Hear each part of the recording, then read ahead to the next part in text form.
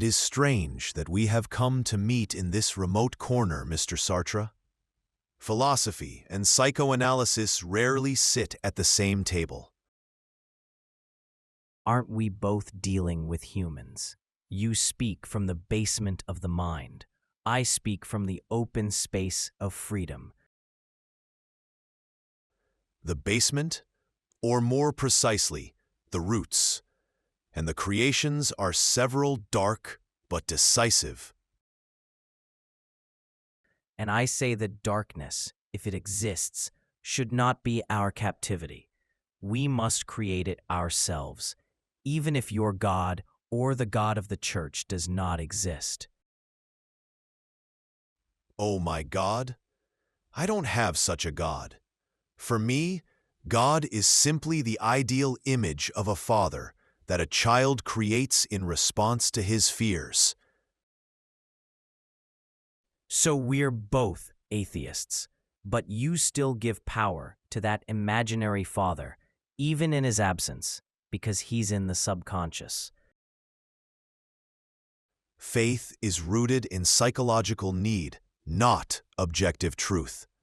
Humans need security. The reason a child holds his father's hand is so he won't be afraid of the dark.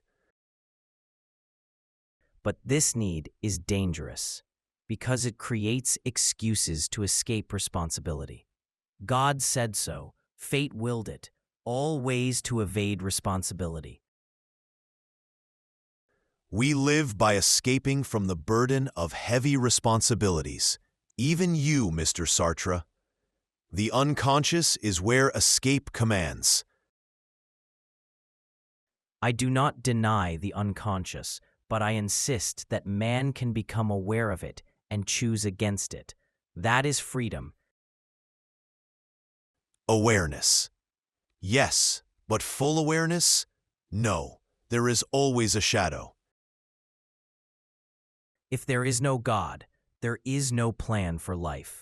Man is condemned to freedom, to choose for himself, even if he makes mistakes.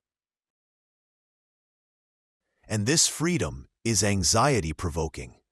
That is why man creates God, to lighten the burden of this anxiety.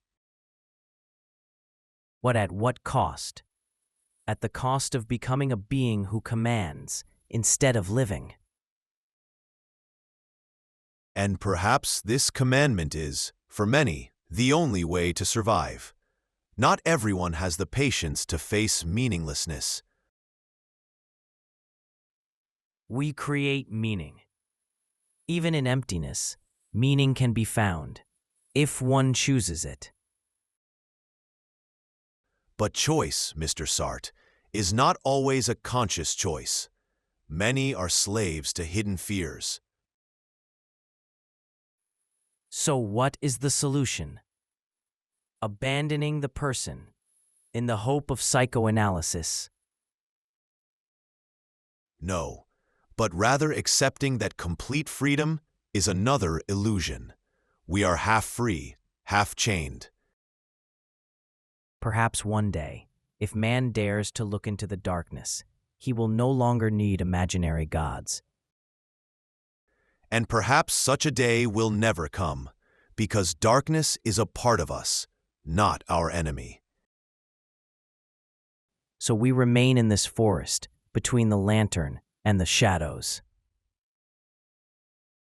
And that, perhaps, is the whole story of humanity.